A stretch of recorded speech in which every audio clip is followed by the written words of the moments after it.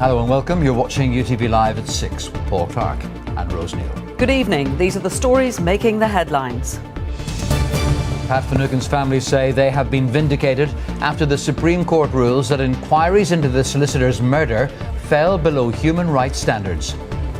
They have been found in breach of the most fundamental obligation of all, to protect and vindicate the right to life.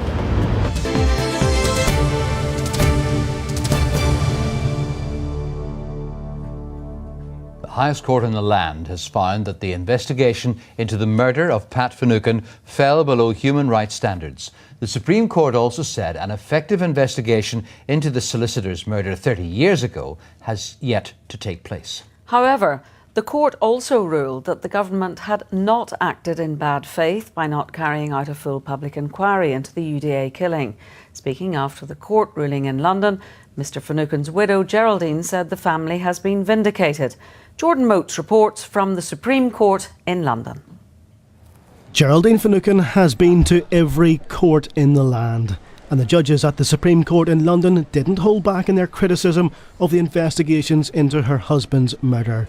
The family said they have been vindicated, that inquiries into the solicitor's killing weren't effective. We can finally stand before all of our friends and deliver the simple message: we have won. The Supreme Court has given its judgment on the actions of the British government. They have been found wanting. They have been found in breach of the most fundamental obligation of all, to protect and vindicate the right to life. The court has said that they cannot ignore a violation of a convention right has taken place. The UDA killed lawyer Pat Finucane in front of his wife and children at their home in North Belfast in February 1989. A review of the case by Sir Desmond de Silva found the state colluded in the murder, but the family always adamant that investigation wasn't the full public inquiry they had wanted. The judges highlighted how the de Silva report fell short. It didn't have the power to compel witnesses, the accuracy of evidence wasn't tested, and a key witness was excused from attending. That led the judges to conclude the requirements for an inquiry had not been met. Before long, it also emerged that there was collusion between Mr Finucane's murderers and members of the security forces. Various investigations about the murder and the nature of the collusion have been conducted. None of these has uncovered the identity of those members of the security services who engaged in the collusion, nor the precise nature of the assistance which they gave to the murderers.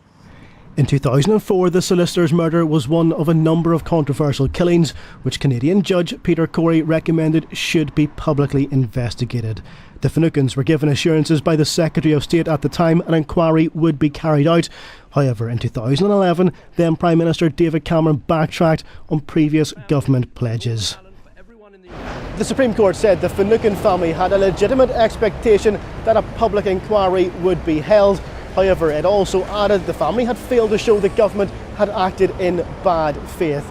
Their argument had been that the process was a sham and the outcome was fixed, something the Supreme Court said was a serious charge and that there would need to be clear evidence before it was accepted. In a unanimous conclusion today, the court declared that a human rights compliant inquiry into Mr Finucane's death has not yet taken place. Mr Finucane's son John, who was only 9 when he saw his father murdered, called on the government to take action. The court have ruled that everything that the British government have imposed upon us up to this point, the Stevens reviews and police investigations, the Corey review and namely the De Silva review, all haven't met their obligations under Article 2 of the European Convention. So I think what needs to happen now is that the British government need to study this judgment. They need to realise that what they have put in place before now has failed, hasn't met the required legal standard, and that they must now immediately announce a public inquiry into the murder of my father. They aren't the only ones pushing for this. Politically, they have support for the inquiry. The Irish government's position is clear and remains very clear and consistent that an independent public inquiry should be established into the Finucane case in line with the commitments made by the British and the Irish governments at Weston Park in 2001. This was a lengthy judgment running to over 50 pages. It says it's now for the government to decide what investigation, if any, is now feasible, will be required in order to meet human rights requirements. Jordan Motes, UTV Live at the Supreme Court in London.